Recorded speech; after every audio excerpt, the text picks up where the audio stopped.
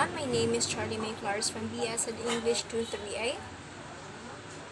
Before anything else, may I request everyone to stand up for a short opening prayer that will be led by our class president.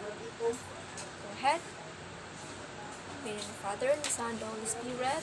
Amen.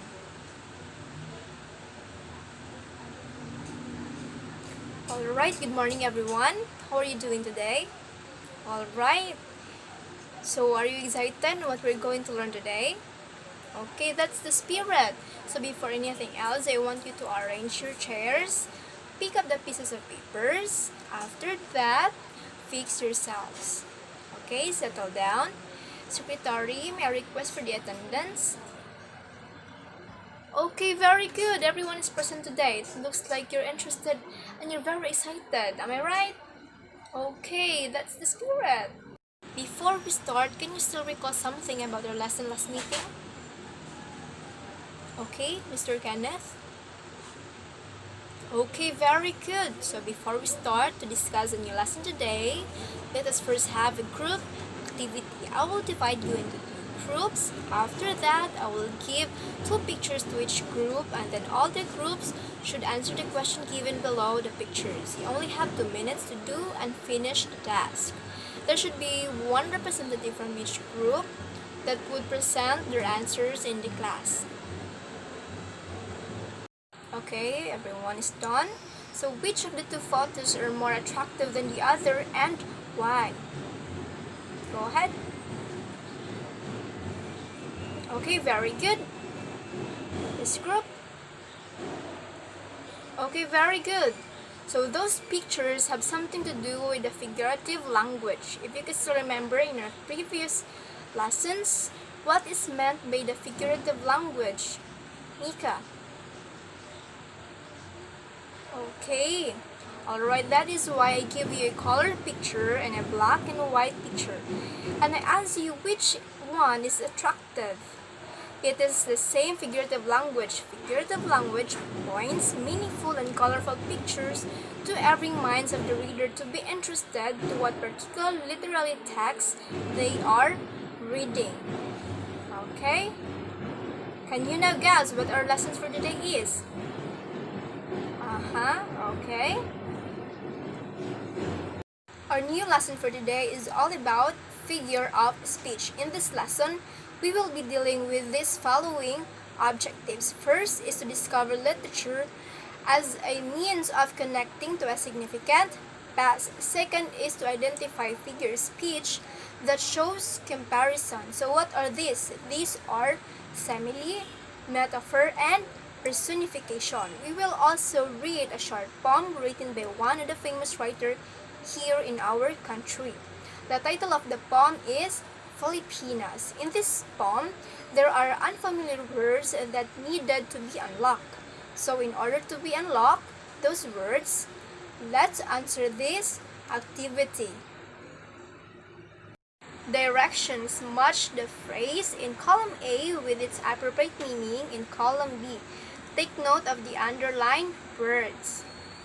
Okay? Okay, you're done. Okay, submit the papers. And now, I want you to answer these questions. What is the title of our national anthem? Ronel? Okay, that's good. How about the composer of our national anthem? Do you know who he is? Okay, please. Okay, thank you.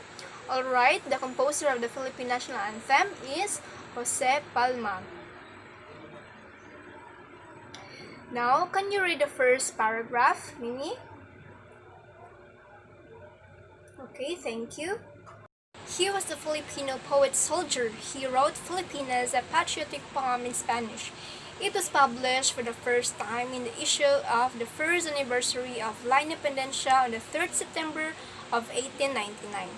The poem fit the instrumental tone March National Filipina by Julian Felipe, and it has since been the basis for every translation of the Philippine National Anthem. If you will know, the poem he wrote became the lyrics of national anthem. During the American period, the poem was translated into English. This is the translation that appears in the lesson. Now read the poem presented in the board for 2 minutes. Read it silently. Analyze the poem as you read it. Okay, start reading now.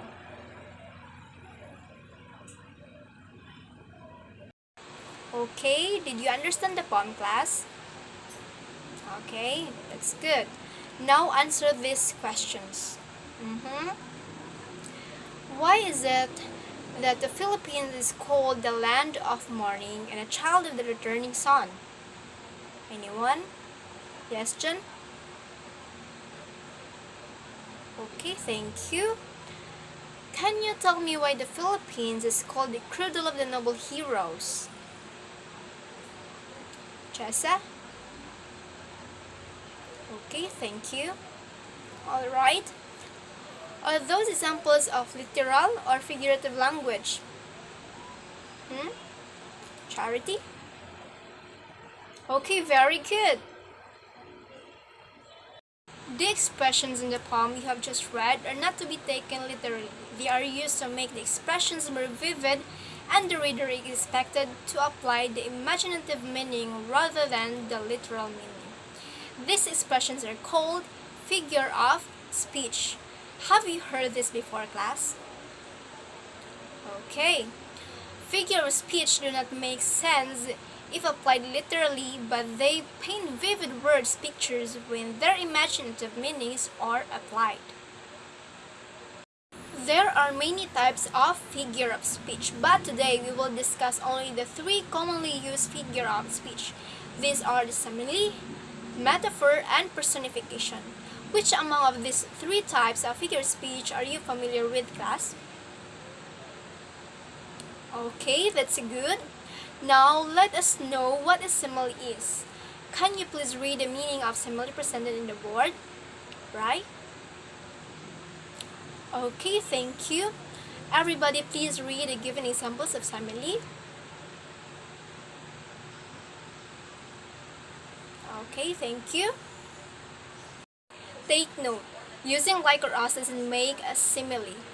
It comparison must be made. For example, I like pizza is not simile, but what a simile is like? The moon is like a pizza. Okay, everybody let us now read what metaphor is. Okay, thank you.